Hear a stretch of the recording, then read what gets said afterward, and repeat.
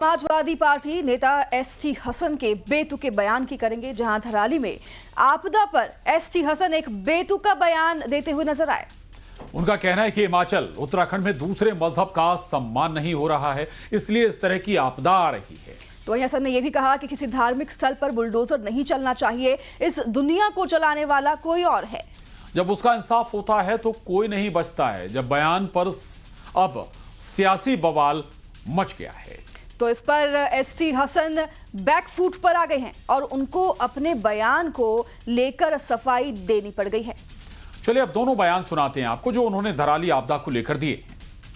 कहता हूं कि देखिए, न जाने कितने सैकड़ों लोग मलबे में दबे हुए हैं और बड़ा अफसोस है और बड़ी हृदय विदारक घटना हुई है कि गांव का गांव साफ हो गया और ऐसी बारिश भी वहां पर नहीं हो रही थी।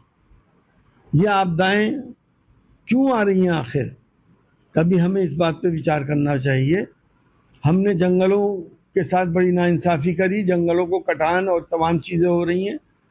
और दूसरी उत्तराखंड में और हिमाचल प्रदेश में दूसरे के मजहब का कोई सम्मान नहीं हो रहा। और मैं तो कहता हूँ कि किसी भी धार्मिक स्थल के ऊपर, चाहे वो दरगाह हो, मस्जिद हो या मंदिर हो, बुलडोजर नहीं चलना चाहिए। भले से आप खाली करा लें, इस दुनिया को चलाने वाला कोई और है। और जब उसका इंसाफ होता है तो फिर वो आदमी कहीं से भी अपने को नहीं बचा पाता। हमें अफसोस है कि इतनी बड़ी आपदा हो गई उत्तराखंड में, लोग परेशान हो गए और कितने लोग मारे गए। हमारी सारी हमदर्दियां उन लोगों के साथ हैं, लेकिन रूलर्स को इस बात का ख्याल रखना चाहिए कि ऐसी जगहों की बेहुरमती ना हो, चाहे वो मंदिर हो, मस्जिद हो, दरगाह हो, तो ज्यादा बेहतर हो। विपक्ष का काम तो यही है कि वो अलग तरीके से लेंगे, वो हिंदू मुसलमान करेंगे ही। मैं तो मंदिर का भी सम्मान करता हूँ और मस्जिद का भी करता हूँ, दरगाह का भी करता हूँ। तो एसटी हसन भले ही अब अपने बयान पर सफाई दे रही हैं, लेकिन बीजेपी और कांग्रेस दोनों ने एसटी हसन के बयान को निंदनीय बताया है।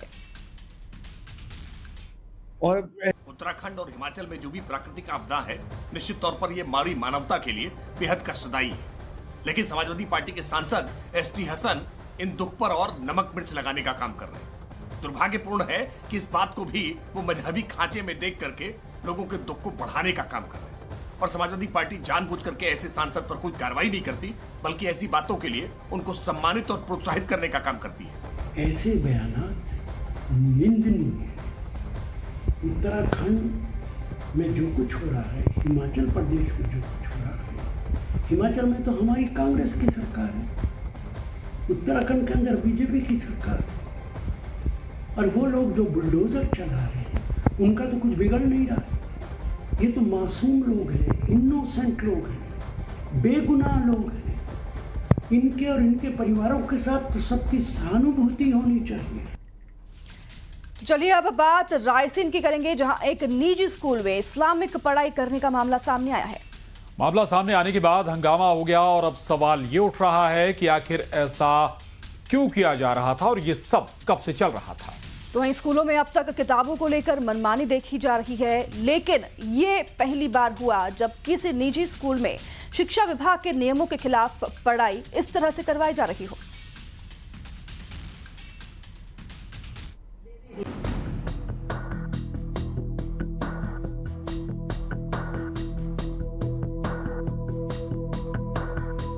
म से मस्जिद, न से नमाज, औ से औरत हिजाब में थी।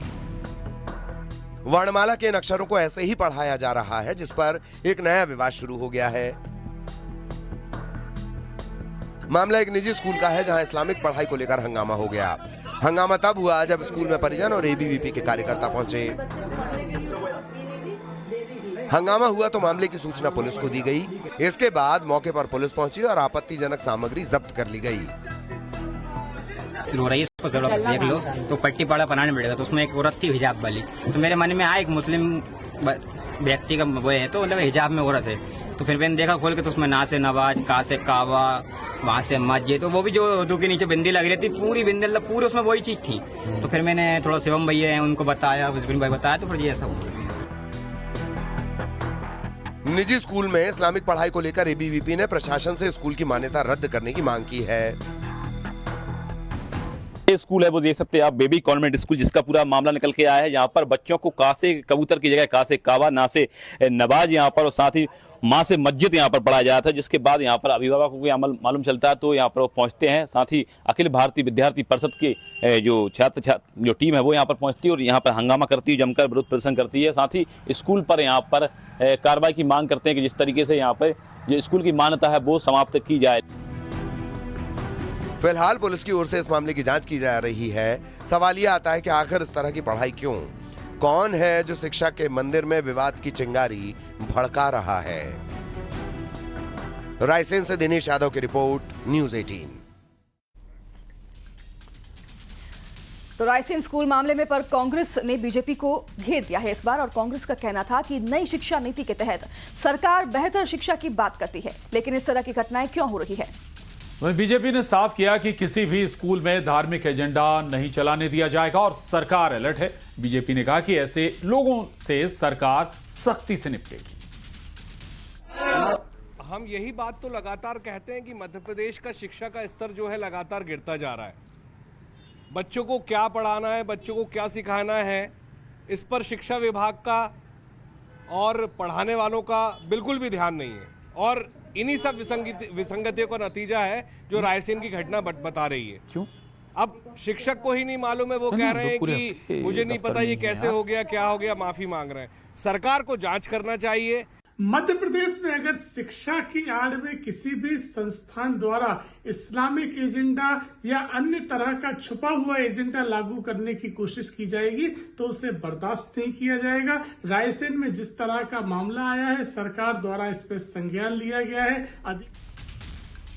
अब अगर आपको पुलिस को कॉल करना है तो डायल 100 को भूल जाइए, अब आपको डायल 112 पर कॉल करना होगा, क्योंकि मध्य प्रदेश में जल्द ही डायल 112 की सुविधा मिलेगी। 14 अगस्त को सीएम डॉक्टर मोहन यादव हरी झंडी दिखाकर डायल 112 की गाड़ियों को रवाना करेंगे और 15 अगस्त से ये सुविधा मिलनी शुरू हो जाएगी। तो वहीं डायल 112 की 1200 गाड़ियां मंगाई गई हैं, इसमें से 600 गाड़ियों को शहरी जबकि 600 को ग्रामीण इलाकों में तैनात किया जाएगा। वही गाड़ियों में आधुनिक सुविधाएं हैं, ऐसे में पुलिस की रिस्पांस टाइम कम हो जाएगा और कहा यह भी जा रहा है कि अपराध पर लगाम लगाने में इससे आसानी होगी। मध्य प्रदेश पुलिस का कायाकल्प होने वाला है। 15 अगस्त को मध्य प्रदेश पुलिस को मिलने वाली है कुछ नए वाहन, और इन नए वाहनों की एक खासियत है। अब मध्य प्रदेश में आपको पुलिस बुलाने के लिए डायल 100 नहीं बल्कि 112 डायल करना होगा, क्योंकि अब इन नए पुलिस वाहनों की पहचान होगा 112। इन गाड़ियों को अत्याधुनिक सुविधाओं से लैस किया गया है। इनमें wireless set, live location tracking device, इसके अलावा कैमरा जो तुरंत मौके पर जाकर वहाँ की लाइव लोकेशन लेगा, वहाँ के विजुअल्स बना सकेगा। साथ ही गाड़ी में बैठने वाले पुलिसकर्मियों के वर्दी में भी जो है वो ट्रैकिंग डिवाइस और वेयरिंग कैमरा होगा, जिसके चलते वो मौके पर पहुंचकर सीधे ही वहां से रिपोर्टिंग कर सकते हैं, घटना के लाइव विजुअल ले सकते हैं और पुलिस कंट्रोल रूम को जहां भी इन गाड़ियों का कमांड सिस्टम होगा वहां सेंड कर सकते हैं।